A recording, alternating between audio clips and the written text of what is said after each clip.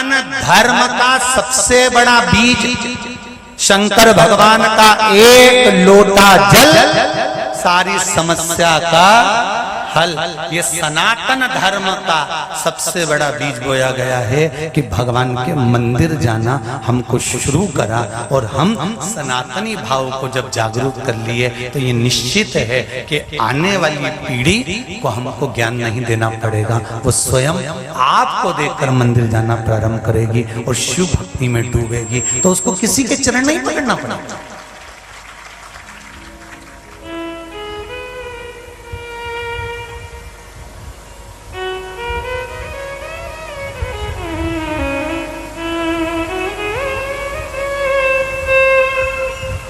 किसी के चरण नहीं पकड़ना पड़ना। जिसने एक बार देवाधिदेव महादेव का दरवाजा देख लिया,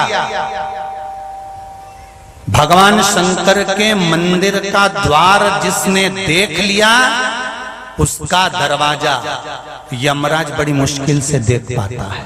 ध्यान रखना, बड़ी मुश्किल से।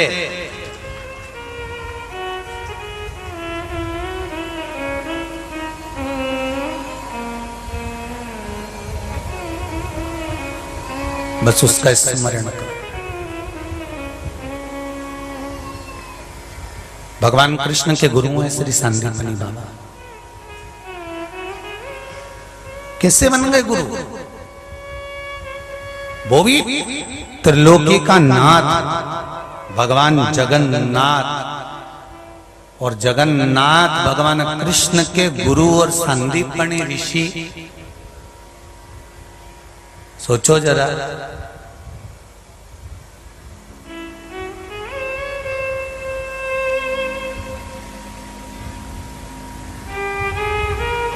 एक बात और समझ लीजिए बहुत अच्छी तरह से।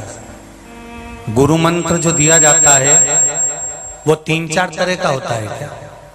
अरे बोलो तो जम के कि 4-5 तरह का होता है कि कोई अच्छा पहचान वाला आया तो उसको ये वाला मंत्र दे दूंगा, इसको ये वाला दे दूंगा, उसको ये वाला दे दूंगा। नहीं, गुरु के पास में केवल एक मंत्र होता है, जो गुरु मंत्र गुरु ने सिद्ध करा होता है।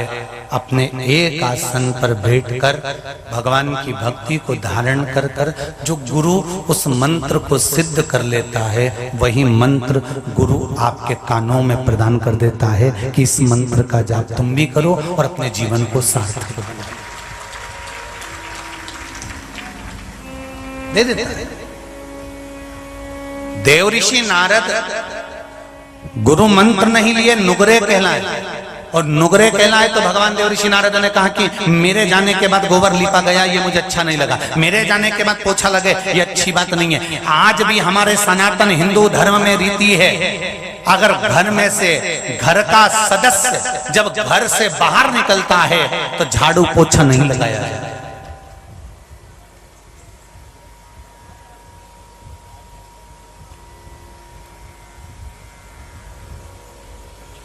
कोई घर का व्यक्ति घर के बाहर जा रहा है, कोई काम से जा रहा है, कोई जरूरी काम से जा रहा है, कोई विशेष काम से निकल कर जा रहा है, और घर की बहुएं उसके जाने के बाद झाड़ू पोछा लगाएं तो वो सिद्धता नहीं है, वो श्रेष्ठता नहीं है।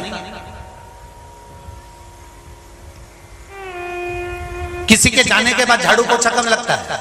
तुमको अच्छे से मालूम है।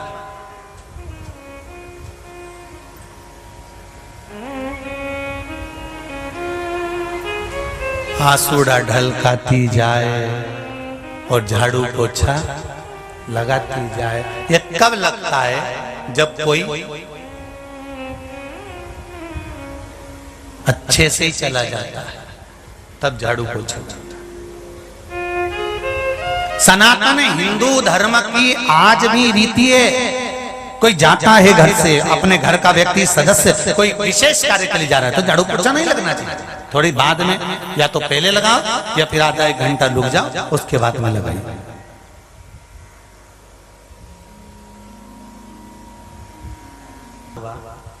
मात्र एक दुर्वा, शंकर भगवान पर चढ़े हुए जल जब नीचे की ओर आता है, जिस जगह पर जल गिरता है उस जगह पर मात्र एक दुर्वा प्रदोष के दिन अपनी कामना कर कर इस शरीर के सुख के लिए शंकर भगवान के जल गिरने वाले स्थान के पास में अवधूतेश्वर महादेव के नाम से रख दी जाती है तो जिंदगी में कभी बड़ी बीमारी नहीं आती। उसी तरह जिससे रोग को समाप्त करने के लिए दुर्वा का प्रयोग किया गया।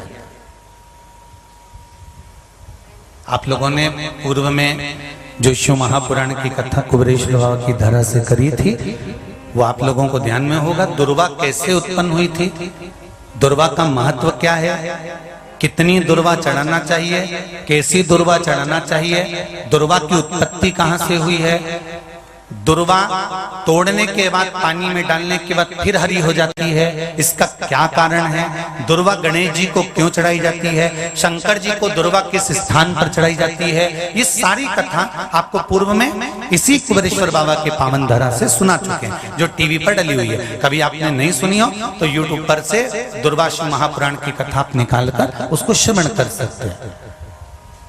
उसमें वर्णन किया है कि इस दुर्वा का महत्व क्या है, दुर्वा का क्या मात्र एक दुर्वा प्रदोष के दिन शिवलिंग पर चढ़े हुए जल जहां से नीचे की ओर गिरता है उस जगह पर मात्र अपने शरीर की कामना करते हुए भगवान से रोग मुक्ति के लिए एक दुर्वा अगर समर्पित कर दी जाए तो कोई बड़ी बीमारी जिंदगी में आ ही नहीं सकती, ग्रहण ही नहीं पा, मतलब ग्रसित नहीं कर सकती।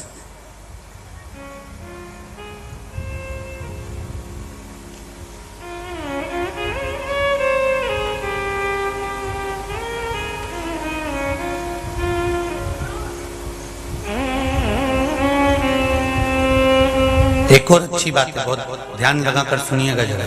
जितने आस्था चैनल पर सुन रहे हो, यूट्यूब पर सुन रहे हो, फेसबुक पर सुन रहे हो या इस पंडाल में श्रवण कर रहे हो, बहुत सावधानी से ध्यान दीजिएगा। कभी श्रावण महीने में अगर आप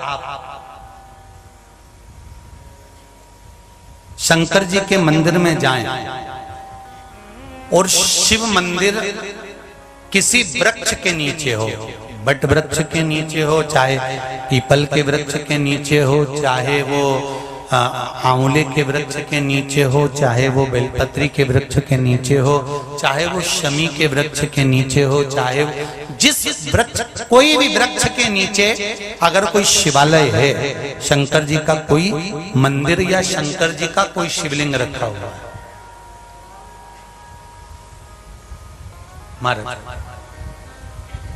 तो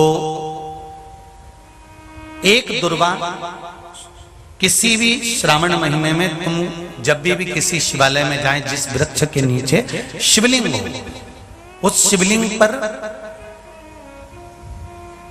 ये शिवलिंग रखा हुआ है, ये जलाधारी है, जलाधारी पर जहां शिवलिंग रखा हुआ है वहां कटी भाग है, कटी भाग माता पार्वती जी का हस्तकमल, उसके ऊपर रखा हुआ है शिवलिंग, सामने अशोक सुंदरी और भगवान शंकर के दोनों पुत्र गणेश कार्तिके, ऊपर से जल गिरता है जया विषहारा शामलीवारी दौतली देव, ये भगवान शंकर की 5 बेटियां। तो जो कटी भाग है, इस कटी भाग पर अगर मात्र एक दुर्वा समर्पित कर कर जिसकी किडनी या लीवर डैमेज हो रहा हो, काम नहीं कर रहा हो, या किडनी लीवर में कोई तकलीफ हो रही हो, या डायलिसिस चल रहा हो, तो मात्र एक दुर्वा उस कटी भाग पर श्रावण महीने में समर्पित कर कर उस दुर्वा के 7 टुकड़े कर कर 7 दिन प्रतिदिन सुबह के समय पर उसको चबाकर खा लेने पर या निगल जाने पर धीरे धीरे धीरे धीरे डायलिसिस बंद होने लगता है और किडनी लीवर अपना काम करना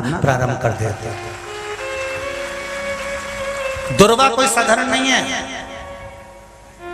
विष्णु पुराण में, पद्म पुराण में, अग्नि पुराण में, नर्मदा पुराण में, शिव महापुराण के अंतर्गत दुर्वा की महत्वता है। कभी आप लोग कथा को उठाकर देखिएगा, गणेश पुराण को उठाकर देखिएगा तो उसमें वर्णन मिलेगा कि दुर्वा कहां से उत्पन्न हुई। जब अमृत का कलश उत्पन्न आया, अमृत के कलश की कुछ बूंदें जब भूमि पर गिरी, उस भूमि पर गिरने पर कुछ सांप बिच्छुओं ने ग्रहण कर ली। दुर्वा का थोड़ा सा भाग, अमृत का कलश का भाग गिरने से वो दुर्वा में घास के रूप में तब्दील हो गई, बदल गई। और घास के रूप में बदलने पर उस दुर्वा का ऐसा क्रम होता है कि दुर्वा को अगर तोड़कर रख लिया जाए और तोड़कर रखने के बाद दुर्वा कितनी भी सूख जाए, सूखने के बाद उस दुर्वा को ले जाकर आप वापिस पानी में डाल दो या जमीन में वापिस लगा दीजिए और उसके बाद पानी डाल दीजिए, फिर वापिस वो दुर्वा उत्पन्न होने लगती है। आजकल तो नई नई दुर्वा आने लगी महाराज कि कहीं से उखाड़ कर लाते हैं, कहीं लाके लगा देते हैं तो भी दुर्वा उत्पन्न हो जाती है। बड़ी बड़ी सिटियों में कहां दुर्वा उत्पन्न, तो लोग कहीं से बाजार से खरीद के लाते हैं और उसको लाकर लगा देते हैं। दुर्वा का क्रम है वो अमृत तत्व की तरह होती है, इसलिए संसार के कई रोगों को समाप्त कर देती है।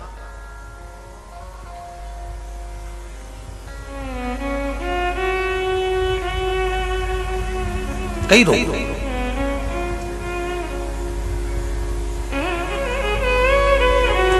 शंभु शिव कथा कह रहे हैं। देवऋषि नारद ने पूछा मेरे जाने के बाद ये लीपन क्यों करा गया है, मेरे जाने के बाद ये गंगा जल क्यों छीटा गया है? कहा तुम नुगरे हो। नुगरे क्या मतलब? तुमने गुरु मंत्र नहीं लिया। देवऋषि नारद को हंसी आ गई। नारद जी मुस्कुरा कर बोले, हंस कर बोले कि मेरे तो खुद दुनिया भर का गुरु हूं, मुझे गुरु मंत्र की क्या जरूरत है? कोई विद्वान से विद्वान ब्राह्मण भी अगर ये सोच ले कि मैं तो खुद दुनिया का गुरु, मुझे गुरु मंत्र की क्या जरूरत है? शिव महापुराण की कथा कहती है मृत्यु लोक में आए हो तो मेरे राम जी भी अगर पृथ्वी पर आए तो उनको गुरु मंत्र लेना पड़ा, मेरे कृष्ण भी पृथ्वी पर आए तो उनको गुरु मंत्र लेना पड़ा, दत्तात्रेय भगवान भी अगर पृथ्वी पर प्रकट हुए हैं, पृथ्वी पर जन्मे हैं, प्रगटे हैं तो उनको भी गुरु बनाना पड़ा है। भगवान जनक जी महाराज पृथ्वी पर प्रकटे तो उनको भी गुरु बनाना पड़ा। अगर संसार में मृत्यु लोक में जन्म लिया है, चाहे आप ब्राह्मण हो, चाहे आप क्षत्रिय हो, चाहे आप वैश्य हो, चाहे आप शूद्र हो, जिस वर्ण के हो, पृथ्वी पर अगर जन्म लिया है तो गुरु मंत्र क्यों लिया जाता है? जैसे नोट के ऊपर गवर्नर का सिग्नेचर जरूरी है, उसी तरह पृथ्वी पर आने के बाद गुरु मंत्र जरूरी है। ऊपर जाएंगे तो फिर हमारा जन्म नहीं होगा, हम उस परमात्मा के चरणों में समा जाएंगे। उस मंत्र का होना चाहिए, वो मंत्र हो।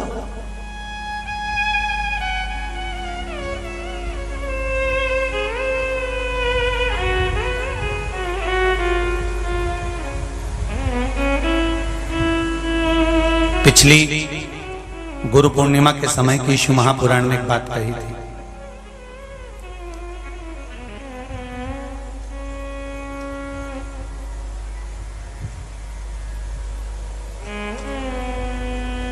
गुरु के दरवाजे पर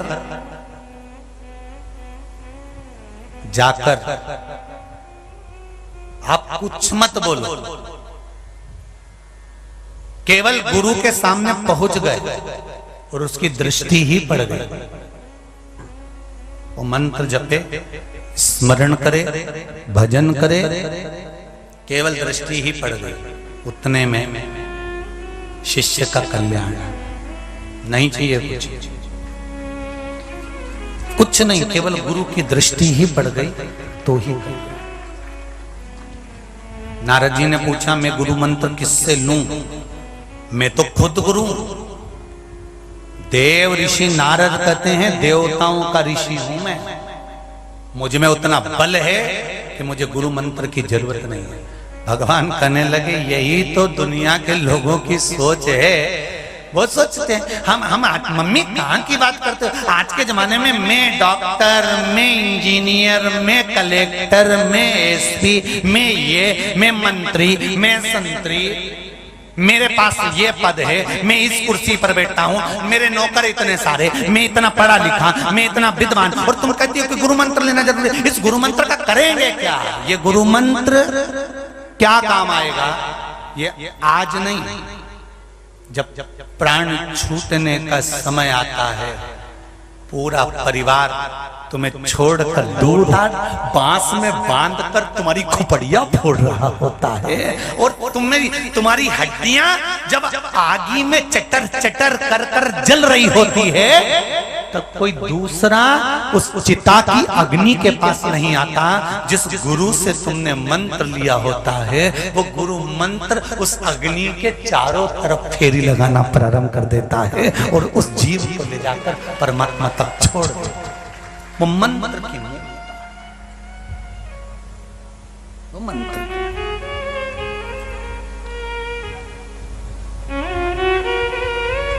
ऐसी प्रेम भिक्षा लाना रे गुरु ने मंगाई, ऐसी प्रेम भिक्षा लाना रे गुरु ने मंगाई। गुरु ने मंगाई सतगुरु ने मंगाई, गुरु ने मंगाई सतगुरु ने मंगाई। पहली भिक्षा जल की लाना, पहली भिक्षा जल की लाना, कुआं बावड़ी के छोड़ के आना। देखिए गुरु भिक्षा मंगवा रहा और कह दिया कुआं और बावड़ी छोड़कर लाना, जल लाना, पर ना कुएं के पास जाना ना बावड़ी के पास जाना। भगवान कृष्ण के जो गुरु हैं संदीपनी जी, 14 वर्ष के थे संदीपनी ऋषि, मात्र 14 वर्ष के, और अपने गुरु जी के यहाँ पढ़ रहे थे। और गुरु जी क्या पढ़ते पढ़ते गुरु जी ने परीक्षा ले ली। और संदीपनी 14 वर्ष के थे, भगवान कृष्ण के गुरु संदीपनी ऋषि मात्र 14 वर्ष के, और गुरु जी क्या पढ़ रहे थे। और गुरु जी ने परीक्षा ले ली। गुरु जी का बेटा रो रहा था और संदीपनी ऋषि के गुरु जी ने कहा, संदीपनी जी गुरुदेव बोलो। मैं माला जप रहा हूं, किसी के रोने की आवाज आ रही है, एक काम कर, इतना शोर जो कर रहा है ना, कुएं में बैठ, उसको ले जा कुएं में पटक दे।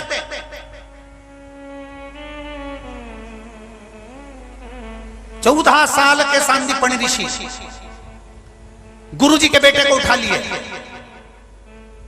मां रोटी बना रही है गुरु माता, और 14 वर्ष के संदीपनी ऋषि गोदी में उठाकर गुरु जी के पुत्र को ले जाकर कुएं में फेंक रहे थे। कुएं में डाल दिया।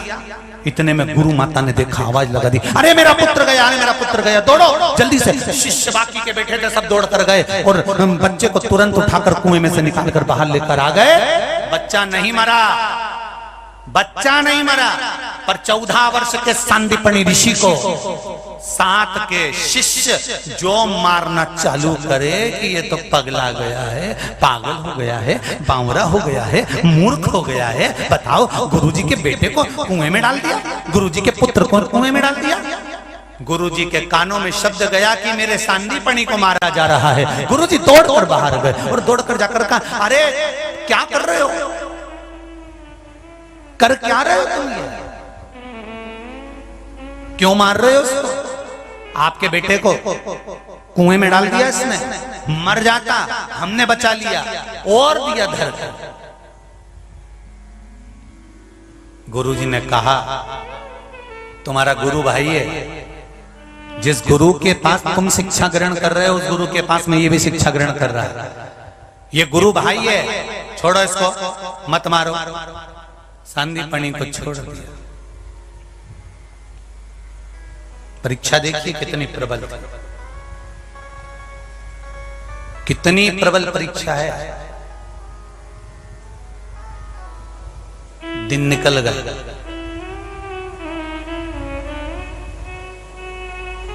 निकल गए दिन। आज संदीपनी ऋषि के गुरुजी बैठे थे और संदीपनी आज 15 वर्ष के हो गए। गुरुजी ने संदीपनी से कहा, बेटा आज बड़े खुश दिख रहे हो, क्या बात है? गुरुजी आज मेरा जन्मोत्सव है। ओहो, अपने गुरु को कुछ नहीं देगा जन्मोत्सव पर?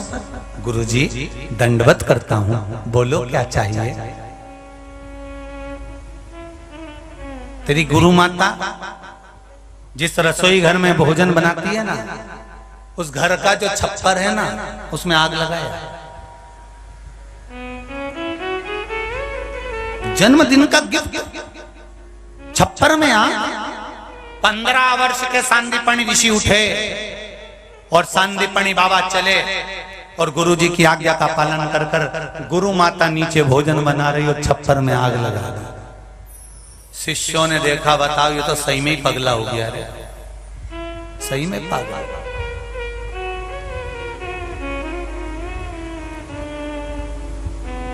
मां नीचे भोजन बना रही और छप्पर में आग लगा दी। ये क्या कर रहा है सांदीपनी? फिर दिया दर धर के। शिष्यों ने फिर मारा। सांदीपनी बिलखा, रोया, चिल्लाया। गुरुजी फिर दौड़ कर आए। क्यों मार रहे हो इसको? क्यों? मां नीचे भोजन बना रही और इसने छप्पर में आग लगा दी। छोड़ो, तुम्हारे साथ पड़ता है, गुरु भाई है तुम्हारा, ऐसे मारना नहीं चाहिए, छोड़ो जल्दी से। गुरुजी ने फिर छुड़ा लिया। परीक्षा है, बड़ी विचित्र परीक्षा लेता है गुरु।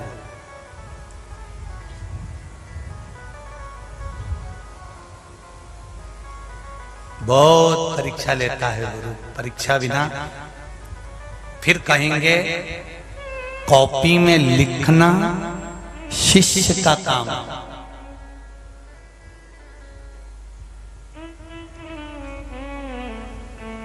रिजल्ट बनाना गुरु का काम है। कर्म करना आपका काम है, पर उस कर्म का सही फल देना तो मेरे कुबेर भंडारी का काम है कि कैसे देगा। ये आप फिर निवेदन करूंगा मैं आपसे, जितने दिन कुबेरेश्वर धाम में रहो उतने दिन विचार करना कि किसी को हमारे माध्यम से कष्ट ना हो, कचरा ना हो, गंदगी ना हो। भोजन करें, थाली उठाकर साफ कर कर रखें, पानी पिएं, नल बंद करें। कुछ भी क्रम, अगर कहीं गंदगी पड़ी है, कोई सामान पड़ा है, उठाकर डस्टबिन में डाल दें। किसी की एक चप्पल भी हमारे साथ ना चली जाए। हम अगर यहाँ से जाएं तो बाबा देव अधिदेव महादेव हमारे खाली बैग में इतना भंडार भर के भेज दे कि जब हम वापिस आए तो खूब लुटा कर। इस गुरु पूर्णिमा में ये 6 जजमान बने हैं शिव महापुराण के। अगली गुरु पूर्णिमा पर आप जितने लोग कथा टीवी पर सुन रहे हो, मोबाइल पर सुन रहे हो और कुबेरेश्वर धाम पर सुन रहे हो, अगली तैयारी आपकी रहेगी, क्योंकि भंडार भरने वाला इतना दे देगा, ये निश्चित है। अगली तैयारी आपकी है। आप उस बाबा से कहकर जाना कि तेरे दरबार में, तेरे धाम से कोई खाली नहीं गया। कुबेरेश्वर बाबा आपका कंकर शंकर है। मैंने सुना है इस भूमि पर जो आता है 3 महीने में वापस लौट कर आता है। अभी वो बेटा कह रहा था, लोग कहते हैं 3 महीने में आते हैं, मैं 3 महीने में 3 बार आ गया। और आप में भी कई बैठे होंगे जो 3 महीने में क्या 1-1.5 महीने में ही आ गए होंगे। कितने बैठे? जरा हाथ उठाओ जरा। ये देखो ढेर पड़े, पीछे से आ गए। रख लो वापस। ये शिव है।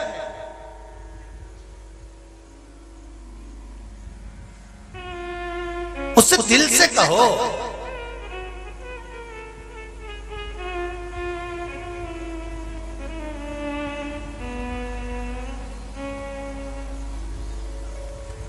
जिस जगह पर कुबेरेश्वर बाबा का मंदिर का निर्माण हो रहा है, गुफा बनाई जा रही है बाबा की, उसमें भले प्रवेश बंद है, पर उसके सामने बैठकर उससे कह तो सकते हो कि तेरे कहने पर मैं आया हूं, कामना पूरी कर कर बुला लेगा। तू बुलाता ही उसको।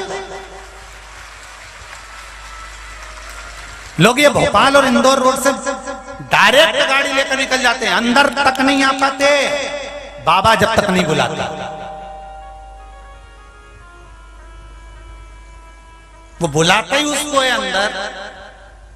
कुबेरेश्वर बाबा अपने दरवाजे में से प्रवेश उसी को कराता है जिसको मनोकामना पूर्ण करके 3 महीने में बुलाना, नहीं तो बुलाता ही नहीं। बाबा को ही मालूम है कि जब मनोकामना पूरी होगी नहीं तो उसको बुला के करूंगा क्या, तो बुलाता ही उसी को है कि इसको बुलाना वापिस बुलाना है तो बुलाए। हाँ, थोड़ा परिश्रम तो करना पड़ेगा, थोड़ा तो परिश्रम करना पड़ेगा, थोड़ा तो अब जितना बन सकता है विठले सेवा समिति से उतनी तो व्यवस्था समिति करती है। नीचे से पानी बह रहा था, कीचड़ हो गया, तो समिति ने यहाँ से लेकर वहां तक 1000 फुट का ये डूम के अंदर तख्त बिछवा दिए, सेंटिंग करवा दी कि तुम लोगों को सोने में दिक्कत नहीं हो। और भी भगत लोग इतने बैठे हुए हैं कि बिजासन वेयर हाउस वाले पाटीदार जी ने कह दिया यहाँ जैसे रुकने में तकलीफ हो वहां गद्दे 1000 पटकवा दिए, वहां बड़ा सारा डूम में 5000 आदमी एक साथ वेयर हाउस के अंदर सो जाए, वहां भी सारे शौचालय आदि की व्यवस्था करवा दी। व्यवस्था बाबा ने कर, पर तुमसे निवेदन है कि तुम जरा शिव की भक्ति, मेरे भोले बम भोले, तेरी बाबा तूने बुलाया हमारी सामर्थ्यता, परीक्षा ली गुरु ने, और कितनी प्रबल परीक्षा है। करेगा अब तुम बताओ, ना हेठम ना बावड़ी ना तालाब ना कुआं ना कहीं से नहीं जाना, फिर क्या करेगा? तो चेला भी चतुर था, वहीं बैठा रहा। चेला चतुर था, नहीं गया, ना कुआं जाऊं ना बावड़ी जाऊं ना नदी ना नाले जाऊं, कहीं नहीं। बहुत देर हो गई बैठे बैठे, गुरु ने पूछ लिया तू गया नहीं? तू गया नहीं? चेला कहता है जितनी तो कुएं में गहराई नहीं उतनी मेरे गुरु में गहराई है, जितनी समुद्र और नदी में लहर नहीं उतनी प्रेम की लहर मेरे गुरु में है।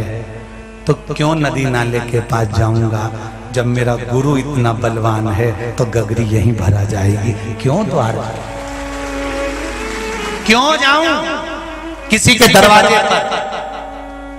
अगर आपने शंकर भगवान को पकड़ कर रखा है, शिव भक्ति को पकड़ कर रखा है, एक लोटा जल शिव जी को समर्पित कर रहे हो, एक बेलपत्र समर्पित कर रहे हो, एक चावल का दाना समर्पित कर रहे हो, शंकर के मंदिर में अगर बेलपत्री चावल का दाना नहीं चढ़ा रहे तो शिखर का दर्शन कर रहे हो, ये भी नहीं कर रहे तो शंकर के मंदिर के दरवाजे के सामने से निकल कर जा रहे हो, इतना भी नहीं कर रहे तो शंकर जी को देखकर स्माइल कर रहे हो, उतने में समझ जाना कि तुम्हें अब किसी के पास जाने की जरूरत नहीं है। एक को अगर पकड़ रखा है तो खाली गगरी को भी भरेगा तो वही भरेगा।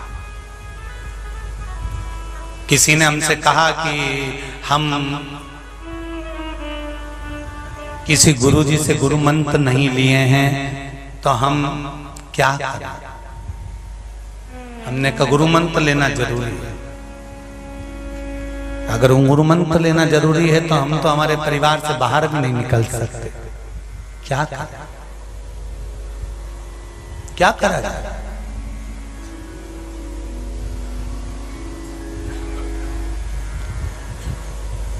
कहीं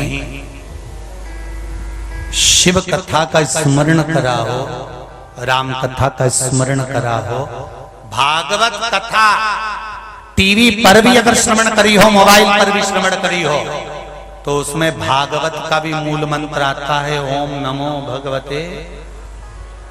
राम कथा का मूल मंत्र आता है श्री राम। शिव महापुराण का मूल मंत्र आता है श्री शिवाय नमस्तुभ्यम।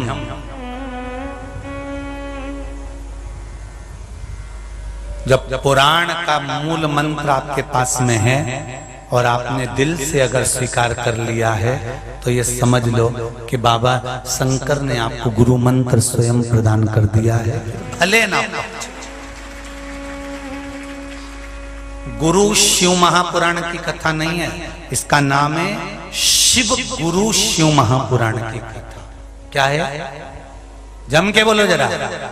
शिव गुरु, शिव महापुराण की कथा।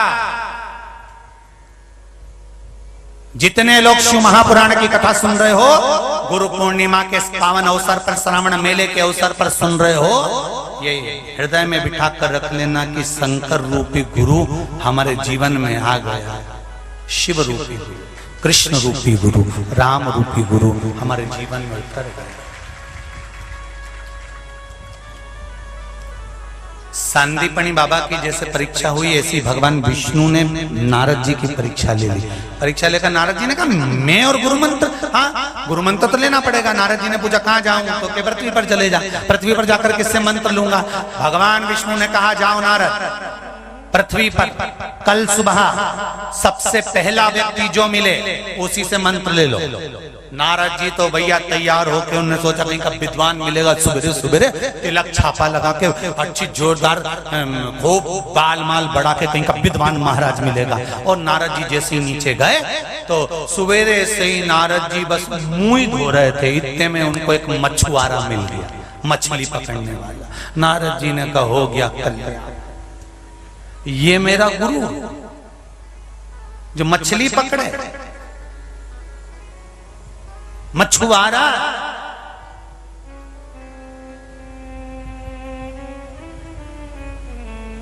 नारद जी वापिस लौट के आ गया। भगवान विष्णु ने कहा गुरु मंत्र ले लिया? नहीं। क्यों नहीं लिया? अच्छा गुरु नहीं मिला। अच्छा,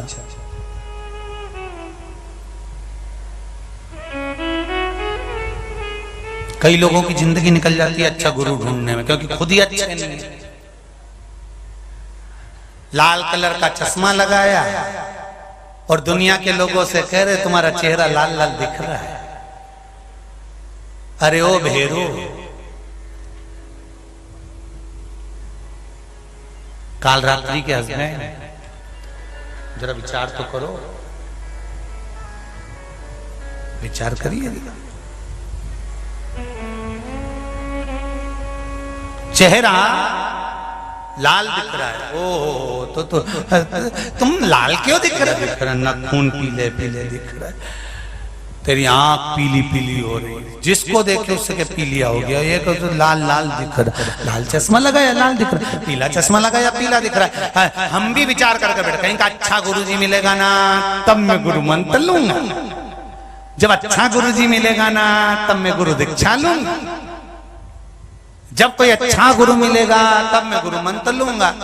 यही सोचते सोचते एक दिन छाती में थोड़ा सा दर्द हुआ, निपटी गया। भगवान ने ऊपर ही पूछ लिया, गुरु मंत्र लिया? अच्छा ही नहीं मिला। भगवान ने एक बार फिर जन्म दिया, मृत्युलोक में जा, फिर कोई गुरु कर ले। गुरु पानी पियो छान, गुरु करो जान। 50 बार विचार करना तब जाकर गुरु मंत्र लेना। हर किसी के चक्कर में मत पड़ना। जहां तुम्हारा दिल कर जाए कि हाँ शंकर, राम, कृष्ण, देवी, भवानी, दत्त जो तुमको रीझ रहे हैं कि हाँ अब मुझे जीवन में कोई सतगुरु मिल गया जिसने मुझे भगवान के दरवाजे पर लाकर छोड़ दिया है, तो बस समझ लो वो गुरु प्राप्त हो गया। उसने अपना द्वार नहीं बताया। गुरु कभी अपना द्वार नहीं बताता। गुरु कहता है कि तू परमात्मा के द्वार जा, तू परमात्मा की चौखट पर जा। नारद जी तुम्हें असली गुरु ना, अच्छा गुरु नहीं मिला? अरे सुबह सुबह गया था, मछुआरा मिल गया। भगवान विष्णु ने कहा नारद जी तुमसे कहा था पहला व्यक्ति जो मिलेगा उससे गुरु मंत्र लेना पड़ेगा। नारद जी ने कहा मछुआरे से। भगवान के बिल्कुल जा गए नारद जी उस मछुआरे के पास। मछुआरे से कहा भैया गुरु मंत्र दे दे। इतने में मछुआरा कहा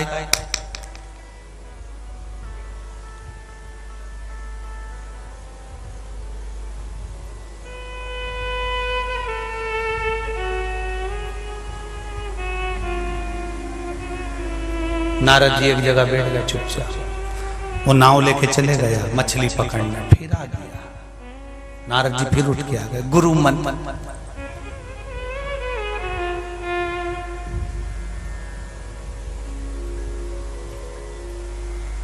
नारद जी ने कहा गुरु चुप।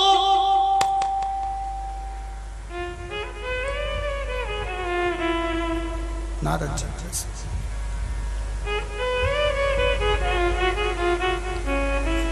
मछुआरे ने कहा, नारद जी बोले क्या चाहिए? नारद जी बोले गुरु मंत्र। मछुआरा कहे चुप।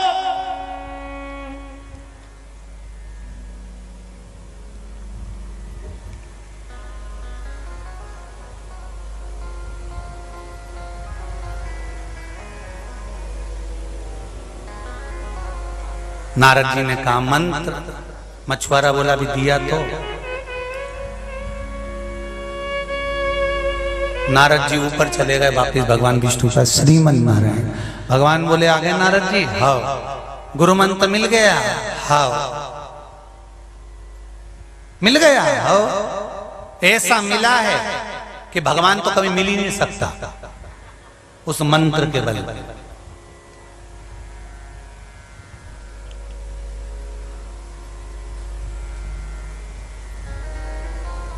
नारद भगवान कभी नहीं मिल सकता उस मंत्र से। ओ, और नारद जी ने भगवान विष्णु के सामने कह दिया चुप चुप चुप, कोई मंत्र होता है? भगवान विष्णु ने नारद को पलट कर देखा और देखते से कह दिया नारद, गुरु मंत्र गुप्त रखा जाता है और तूने मेरे सामने कह दिया। नारद एक बार इस मंत्र को तूने मुझसे कहा है, इसलिए तेरे मुख पर बंदर का मुख लगेगा, क्योंकि तूने अपने गुरु के मंत्र को दूसरे को बता दिया। जिंदगी का सबसे बड़ा तत्व है गुरु मंत्र लेने के बाद किसी को बताया। जम के बोलो जरा, नहीं जाता। गुरु मंत्र गुरु ने जो दिया उसको गुप्त रखा जाए। तूने अपने गुरु मंत्र को दूसरे को कहा है, दूसरे को जाकर बता दिया। नारद, और सुनो नारद जी अपने गुरु की शरण में जाओ। नारद जी फिर नीचे आए, उस मछुआरे की शरण में बैठ गए। मछुआरे की शरण में गए। मछुआरा नारद जी को देखता तक नहीं था। वापिस आ गए नारद जी। आकर फिर भगवान विष्णु को नारद जी अपने मछुआरे की निंदा करने लगे। भगवान विष्णु ने कहा, नारद तूने अपने गुरु की निंदा करी है, मैं तुझे श्राप देता हूँ कि तू 84 लाख योनियों में पड़ेगा, चक्कर काटेगा, और 84 लाख योनि के चक्कर काटने के बाद फिर वापिस देवऋषि नारद बनेगा। ये मेरा श्राप है तुझे। जा। देवऋषि नारद आंख में आंसू भरकर पृथ्वी पर आ गए। कौन मुझे बचाएगा? लक्ष्मी जी ने कहा, अपने गुरु जी के पास जा। जिस गुरु की तूने निंदा करी है उसकी शरण तो पकड़ ले। तब देवऋषि नारद गुरु के चरणों में जाकर बैठ गए। गुरु तो गए थे मछली पकड़ने के लिए। मछुआरा था देवऋषि नारद के गुरु, और मछली पकड़कर वापिस आए।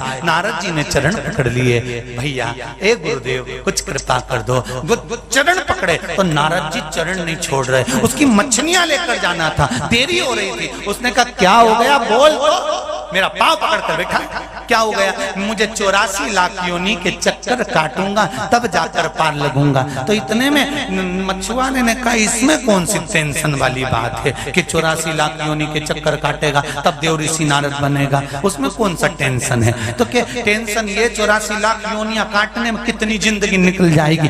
अरे काहे की जिंदगी निकल जाएगी? जा 84 लाख जो योनियां हैं उनके फोटो खींच के ला, यहाँ रख, चक्कर लगा, चलेगा। देवऋषि नारद ने 84 लाख योनियों के फोटो खींचे, जमीन पे रखे, चक्कर काटा, भगवान के पास चले गए। भगवान विष्णु ने गले की माला पहना दी। नारद आज तुम फिर आ गए। इतने में नारद जी ने कहा, प्रभु मेरे 84 लाख चक्कर कट गए। भगवान कहते हैं तेरा गुरु बड़ा विद्वान था, इतना विद्वान कहीं नहीं मिल सकता। उसने 84 लाख योनि से तुझे 1 मिनट में छुट्टी दिला दी। ले चक्कर कटवा कर वापिस पहुंच। ये गुरु, ये गुरु है। वो गुरु किसी काम का नहीं जो तुमको बार बार भ्रम में डाल दे। मंत्र को ऐसा पढ़ना, साधना ऐसी करना, 4 घंटे तक आंख बंद करके बैठे रहना, और गुरु जी बार बार पूछ रहे कुछ दिखा,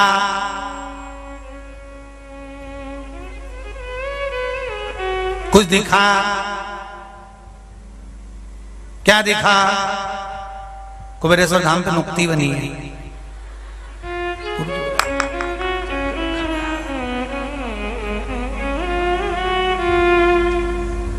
बहुत अंतर है महाराज जी।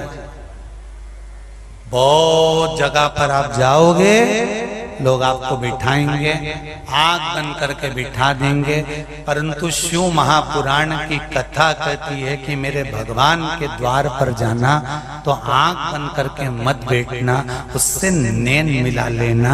एक बार अगर किसी के नैन मिल जाते हैं तो तुम उसके हो गए, वो तुम्हारा हो गया और तुम्हारा पूरा खर्चा उसका हो गया। टेंशन मुक्त। पहले भी कथा में कहा एक बार किसी के अगर नैन मिल जाए नहीं तो वो कहे ना, साधारण बात है, छोरी चोरा के नैन मिल जाए, छोरी का सारा मोबाइल का खर्चा छोरा ही उठाए, ओके घुमाने ले जाए, पेट्रोल भी छोड़ा, मीन चाउमीन खिलाए तो छोरा था। ये तो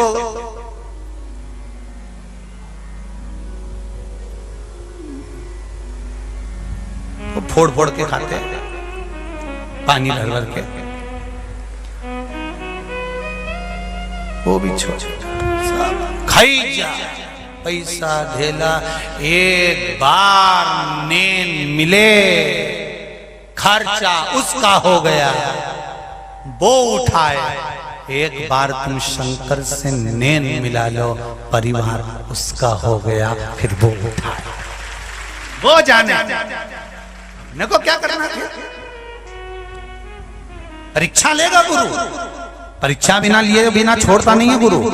आप कुबेरेश्वर धाम पर भी आए हो ना, 7 दिन कभी भी परीक्षा ले सकता है मेरा देव अधिदेव महादेव, कुछ भी परीक्षा ले सकता है। कहीं जल वृष्टि हो जाए, कहीं कुछ, कहीं पानी गिरे, कहीं सोऊं में बताओ नहीं बताओ, कहाँ जाऊं कहाँ करूं, भगवान बड़ी टेंशन, क्या करा जाए। तो ये परीक्षा तो उसको लेना है, 7 दिन खूब ले, वो कहीं छोड़े वो? क्या छोड़ा?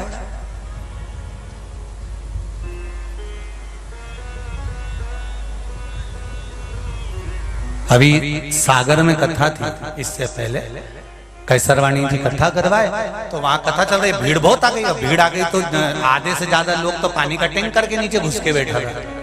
तुम लोगों ने देखा होगा फोटो, तो टैंकर के नीचे बैठे, तो टैंकर वाली जीजी की हमने फोटो निकलवाया तो केसरवानी जी को दिया। केसरवानी जी से पूछवाया कि पता करो ये जीजी कहाँ की थी, तो उन्होंने पता करा कि कहाँ की थी। तो उनसे हमने फोन पे बात करी कि क्यों रे पंडाल में जगह नहीं मिली, तो कहाँ आई तो टैंकर के नीचे बैठी। अरे गुरु जी, हमने कहा टैंकर के नीचे बैठने की क्या जरूरत है? अरे पंडाल में तो गर्मी पड़ रही थी, टैंकर के नीचे बैठी गई, पानी की ठंडाई में ऐसे लग रहा है कैलाश धाम में बैठी। मैंने कहा वाह रे गजब, धन्य है। ये तो शिव भक्ति है, बार बार परीक्षा ली जाती है। क्या गुरु परीक्षा क्यों नहीं लेगा? लेगा। सांदीपनी ऋषि की परीक्षा पर परीक्षा गुरुजी ने ली, हर बार परीक्षा ली। जितनी बार सांदीपनी ऋषि 14 साल में आए, 15 वर्ष में आए, 16 वर्ष में आए, परीक्षा पर परीक्षा ली गई। और जब एक समय ऐसा आया, सांदीपनी ऋषि के गुरु की शरीर बेकार हो गया, स्वास्थ्य खराब हो गया, पलंग पर पड़ गए, तब गुरुजी ने अपने शिष्यों को बुलाया, मेरे सारे शिष्य आ जाओ। जो बाहर चले गए थे, कोई बहुत विद्वान पंडित बन गया था, कोई बहुत अतिथि गण बन गया था, कोई और सत्ता पर जाकर बैठ गया था, सब अपने अपने पद पर प्रतिष्ठित हो गए थे। तब गुरुजी ने अपने चेलों को बुलाया और चेलों को बुलाकर गुरुजी ने कहा, अब मेरी अंतिम समय आ गया है, मेरा मन करता है कि मेरे पास जो रखा है उसको मैं आप सबको बांट दूं। तो गुरुजी ने अपना आसन, कमंडल, माला, गौमुखी, जो जो सामान गुरुजी का था, अपना प्रिय प्रिय सामान गुरुजी ने अपने चेलों को बांट दिया।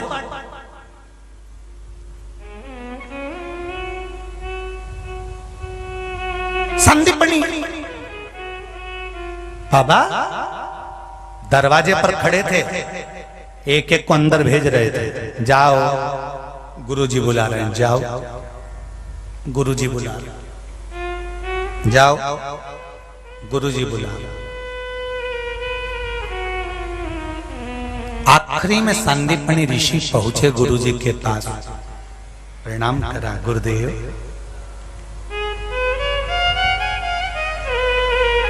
सांदीपनी देख मेरे पास। हाँ, गुरु ने बाहें फैला दी, सांदीपनी को गले से लगा लिया, सांदीपनी को गले से लगाकर गुरु ने सांदीपनी के मस्तक को अपनी गोदी में रखा। सांदीपनी उठ, थोड़ा सा मुझे उठाएगा। सांदीपनी ऋषि ने अपने गुरु को हाथ पकड़कर धीरे से कंधे पर हाथ लगाकर गुरु को उठाकर बिठाया। गुरु ने सांदीपनी ऋषि का शीश अपने गोदी में रखा, बालों पर हाथ रखा, मस्तक पर हाथ रखकर कहा, सांदीपनी आसन मैंने दूसरे को दे दिया, कमंडल दूसरे को दे दिया, गौमुखी माला दूसरे को दे दी। सांदीपनी ये घर मैंने अपने बच्चे को दे दिया, नहीं देता धर्मपत्नी के माध्यम से मेरे द्वारा जो पुत्र हुआ है उसे नहीं देता तो दोषी कहलाता, मैंने उसको दे दिया। सांदीपनी एक वस्त्र भी मेरे पास में नहीं है तुझे देने के।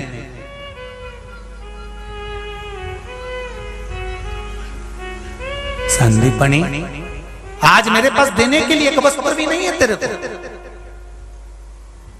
सांदीपनी गुरु के गोदी में मस्तक को रखकर कहते हैं,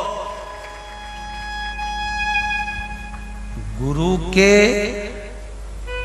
नयन मिल जाए, हस्त कमल रखा जाए, चरण की रज कहीं उड़कर मस्तक चढ़ जाए, इतना ही बहुत है ना गुरुदेव। गुरुजी ने कहा, सांदीपनी पर मैं भी गुरु हूं ना, बिना दिया कैसे भेज सकता हूं तेरे को? मैं बिना दिए तुझे कैसे भेज सकता हूं?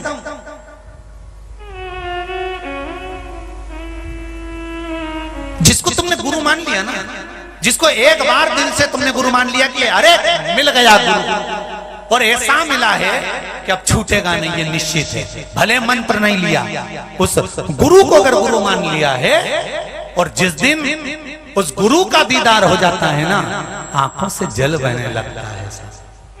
अब मिला है, कुछ मत देना पर अपनी शरण जरूर देना। गुरु निकला, रजली मस्तक चढ़ा ली। सांदीपनी क्या दूं, मेरे पास में देने के लिए नहीं है। गुरुजी ने जब देखा मेरे पास देने के लिए कुछ नहीं है, 4 बार गुरुजी ने सांदीपनी से कहा कि कुछ अब तेरे को यहाँ दिख रहा हो तो कुछ मांग ले, कुछ हो तो ले जा, बोल।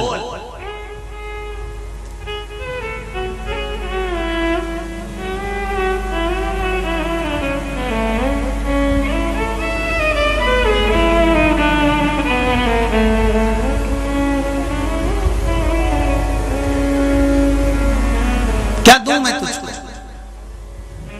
महाराज गुरु शिव महापुराण की कथा है।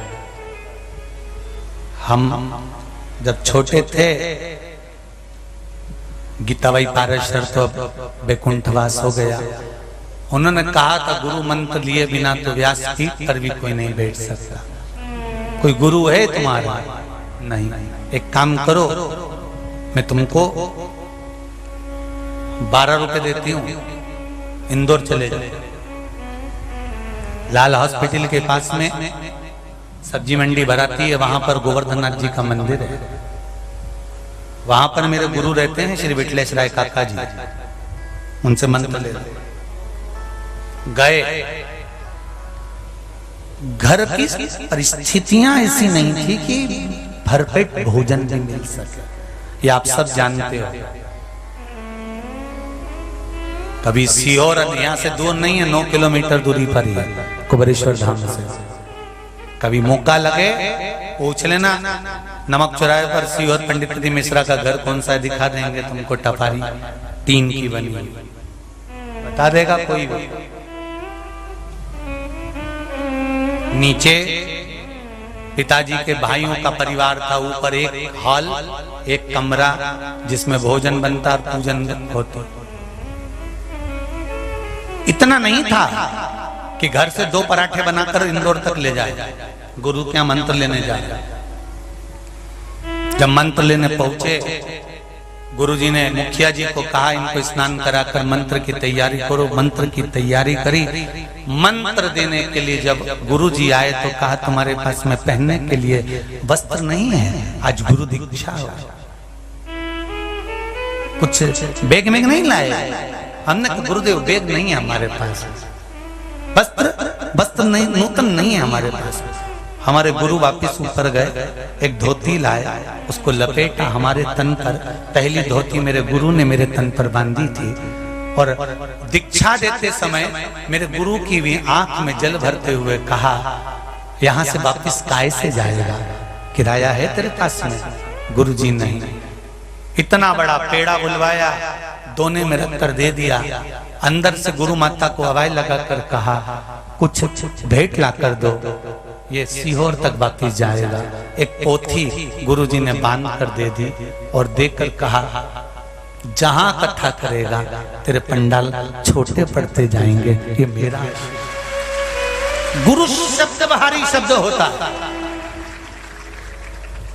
सहज नहीं होता। थोड़ी परीक्षा जरूर लेता है, और जब वो परीक्षा लेता है बार बार सम्मुख में आकर राह भी बताकर जाता है। जीवन में जिसको तुमने गुरु मान लिया, शंकर को गुरु माना, राम कृष्ण को जिसको गुरु माना है, आपने अगर गुरु मंत्र नहीं भी लिया और परमात्मा को गुरु बनाया है, जीवन में उलझोगे तो रास्ता भी वही दिखाता है कि यहां से निकल कर चले जाना। ये रास्ता है कि तुम्हें इस मार्ग से जाना। सांदीपनी बाबा से बार बार गुरुजी पूछ रहे हैं क्या दूं मैं तुझको, बोल क्या प्रदान करूं, क्या दूं मैं तेरे को, बोल क्या दिया जाए। न फूल लाना है, न डोरी लाना है, न धागा लाना है, न फुलवारी के पास जाना है, फिर माला बनाकर लाना है। चेले की आंख में जल भर जाता है। सांदीपनी बाबा कहते हैं गुरुजी, गुरु के हाथ के बराबर कोई माला नहीं हो सकती, वो माला मेरी धारण करा दो। और बैया फैलाकर गुरु सांदीपनी को गले से लगा गुरु वर दे देते हैं कि तू वो गुरु बनेगा कि त्रिलोकी का नाथ भगवान कृष्ण तेरे दरवाजे पर पढ़ने के लिए आएगा। तुझे सहज विद्या का फल नहीं मिल सकता, कृष्ण पढ़ेगा तेरे यहाँ। सांदीपनी मथुरा में रहने वाले भगवान कृष्ण को उज्जैन में आकर पढ़ना पड़ा, केवल गुरु का वर इतना प्रबल था। कहा मत क्या ब्रजमंडल में विद्वान से विद्वान पंडित नहीं हुए? क्या अवधपुरी में विद्वान से विद्वान ब्राह्मण नहीं हुए? क्या काशी में विद्वान से विद्वान ब्राह्मण नहीं हुए? पर उत्तर प्रदेश की रज को छोड़कर, ब्रज की रज को छोड़कर, द्वारका गुजरात की रज को छोड़कर मेरे परमात्मा मेरे कृष्ण को भी सांदीपनी ऋषि के यहाँ जाना पड़ा। एक सरल सहजता, एक गुरु बैठा हुआ था, सांदीपनी बाबा बैठे हुए थे। भगवान कृष्ण से पूछा माँ ने तू विद्या के लिए कहाँ जाएगा? मेरे कृष्ण कहते हैं मुझे उज्जैनी जाना है, मुझे उज्जैनी छोड़ दो। उज्जैनी क्यों? वहां एक संत बैठा है जिसके गुरु ने उसको वर दिया था कि जगत का नाथ जगन्नाथ जब पृथ्वी पर आएगा उसको पढ़ाने के लिए तू आगे आएगा, तू विद्या देगा। माँ कहती है इतने विद्वान ब्राह्मणों को छोड़कर, वेद पाठियों को छोड़कर सांदीपनी ऋषि के यहाँ जा रहा। सांदीपनी ऋषि के यहाँ भगवान कृष्ण कहते हैं माँ वो गुरु सरल नहीं है, कहीं ना कहीं उसके गुरु को उसके गुरु का कुछ बल मिला होगा, इसलिए तो परमात्मा भी उसके दरवाजे पर पड़ा होगा। कोई सहजता नहीं। गुरु कहां से, कहां उस गुरु शिष्य को पहचान ले और शिष्य गुरु को पहचान ले। एक बार भी जिसको गुरु मानने के बाद अगर तुम्हारे मुख से गुरु के लिए अपशब्द निकल रहा है, गुरु के लिए आड़ा टेढ़ा सुन रहे हो, तो वो चेला चेला ही नहीं हो सकता, शिष्य ही नहीं हो सकता। अभी 3 दिन पहले की बात है,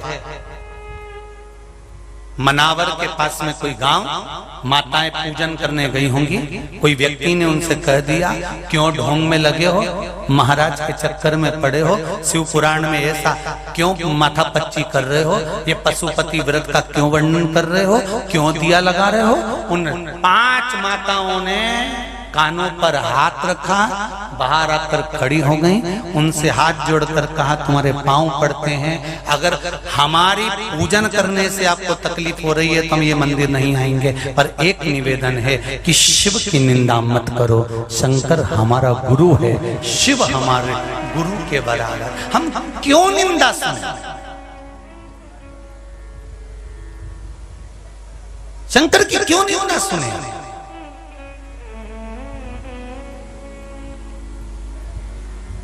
एक बात कहें आप लोगों से, जितने यहां पर बैठे हो, कुबेरेश्वर बाबा की इस धरा पर जितने बैठे हो, और जितने लोग टीवी पर कथा सुन रहे हो, फेसबुक यूट्यूब पर सुन रहे हो, और जितने भी मीडिया वाले भी कथा सुन रहे हो, यहां जितने लोग कथा सुनने आए हैं, एक एक कथा सुनने वाले से कभी आकर इनका इंटरव्यू लेकर जाना कि ये कथा सुनने क्यों आए हैं, कुछ ना कुछ तो मेरे शंकर ने दिया होगा तब वो यहां आया होगा, नहीं तो आता ही कुछ तो शिव ने दिया होगा, कहीं शिव रूपी गुरु मिला होगा, शंकर ने आकर इनको संभाला होगा।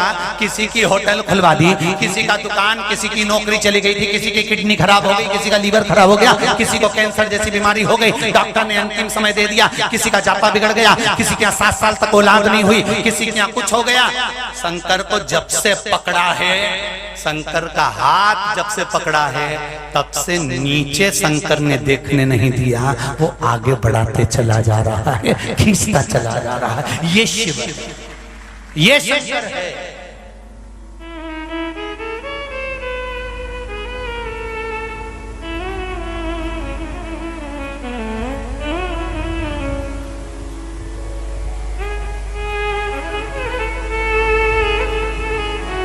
शिव बिना कुछ नहीं।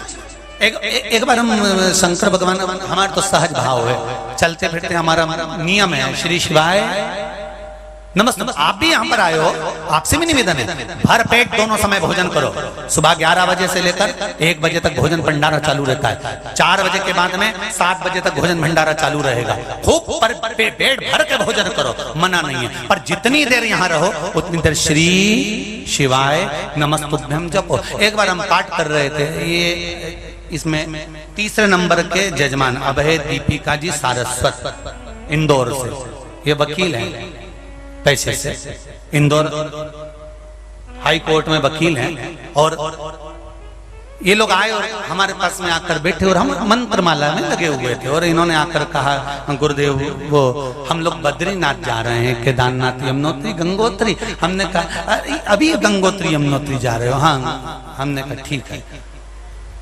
तो मुख से निकल गया टिकट कैंसिल करा लो, यही बोला होगा, टिकट कैंसिल करा लो। तो कहा गुरुजी अब तो टिकट हो गए, अब कहाँ कैंसिल होना है। बाबा की कृपा थी, ये लोग गए, कहीं योग संजोग बना, टिकट कैंसिल कराना पड़ा। कैंसिल कराकर फोन आया कि गुरुजी टिकट तो कैंसिल हो गया, बालक का स्वास्थ्य गड़बड़ हो गया, अब क्या करें। हमने कहा शंकर है ना तुम्हारे साथ में, उस शंकर की भक्ति इतनी करो।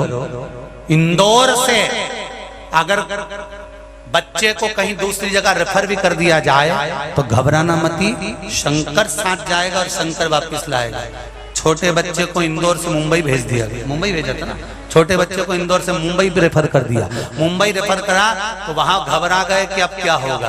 आखिरी में देव अधिदेव, तुम्हें डॉक्टर अपना इलाज करता है, तुम्हें कमरे से बाहर निकाल देता है, उस कमरे में उस पलंग पर कोई दूसरा नहीं रहता, जो तुमने मंत्र जपा होता है जो तुमने शंकर का स्मरण करा होता है, वो शंकर तुम्हारे पलंग के पास खड़ा होता है। और वही शिव मुंबई तक भी ले गया तो वो शिव वापिस इंदौर तक ले आया, और इंदौर से लाने के बाद वापिस ये शिव महापुराण की कथा के यजमान बना दिया। बैठिए वकील साहब, ये शिव है शंकर, ओ घड़ी उसको पहचानना कठिन। सांदीपनी मामा ने कह दिया, जिस उज्जैनी में मैंने तुझे गुरु मंत्र दिया है, इस उज्जैनी को महाकाल की नगरी में बैठना, शिव की भक्ति में डूबे रहना, तो भगवान भी तेरे पास में आकर विद्याध्ययन करेगा। और वही शंकर की भक्ति इतनी प्रबल हो गई कि मेरे द्वारकाधीश मेरे कृष्ण को मथुरा छोड़कर उज्जैनी आकर विद्या ग्रहण करना पड़ी। सांदीपनी बाबा के चरणों में बैठकर विद्या का अध्ययन करा है, वो मेरे शंकर है। और वो घड़ी वो शिव है दातार, उसकी भक्ति सहज नहीं, उसका भजन शंकर का किया गया भजन, शंकर का किया गया स्मरण, शंकर के लिए किया गया दान। शंकर भगवान का अगर एक अन्न का दान भी हुआ है, एक रुपया भी तुमने दिया है, वो कभी खाली नहीं जा सकता। ये शिव है। एक मुख से भजन किया कभी खाली नहीं जा सकता शिव का। शंकर की कथा जिसने सुनी है वो आज नहीं तो कल तुम्हें झुकने नहीं देगी, तुम्हें वापिस उन्नति की सीढ़ी पर चढ़ा देगी। वो शिव है, सहज नहीं। तुम रुका जी चंचुला देवी को शिव महापुराण की कथा श्रवण कराते हैं। भगवान शंकर पार्वती जी, ईश्वर जी गोरा जी बनकर आते हैं। भगवान ईश्वर जी और गोरा जी पधार रहे हैं। जोरदार ताली बजाकर स्वागत करें।